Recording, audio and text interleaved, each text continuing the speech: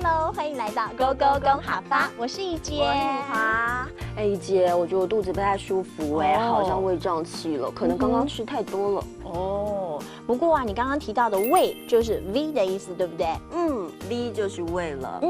而且啊，我觉得像你这样子的状况啊，最好啊就是要注意饭后千万不要马上就坐下来，坐就是愁。坐就是愁。那其实呢，我也听说，是不是吃饱饭后呢，不要马上就坐着，最好呢散步一下比较好。散步就叫做三铺。三铺就是散步的意思，最好你还要记得是吃饭的时候一定要细嚼慢咽，同时啊要避开容易胃胀气像豆类这样子的食材。你说的很有道理耶。下次呢我也要好好的来试一下。那如果今天我们要提醒大家呢，饭后散步对胃肠比较好，这句话要怎么说呢？这句话应该要告诉大家的是，饭后散步对胃肠有较好。饭后散步对胃肠有较好。今天勾勾公好饭告诉你怎么样做胃肠保健。敏华，小明来啦 ，Hello， 爸爸，我已经点菜了，愁。快点吃，快点吃，好，慢慢吃哦。哇，你也吃太快了吧？你的胃不是不好吗？吃这么快很容易胀气耶。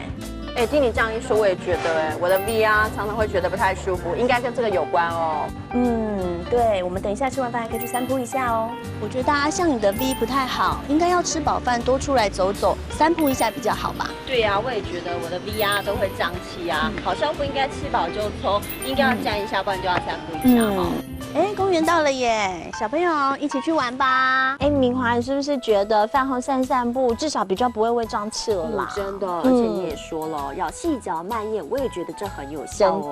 真的，那我们赶快来帮大家复习今天教的客家话吧。好啊。首先要教大家的就是胃胀气的胃了，胃怎么讲呢？胃就是 V 就是胃。那要提醒大家哦，吃饱饭后呢，不要马上就坐下来，坐要怎么讲呢？坐就是愁，坐就是愁。而且啊，我们还要提醒大家的是，饭后最好散散步，散步比较不会胃胀气，散步就是三铺了。散步就是三铺。那如果我们要提醒大家呢，饭后散步对胃肠比较好，这句话要怎么说呢？这句话应该要教给大家的是，饭后散步对胃肠有较好。饭后散步对胃肠有较好。今天勾勾公哈法告诉您怎么样吃得健康，对肠胃也会比较有保健哦。拜拜，拜拜。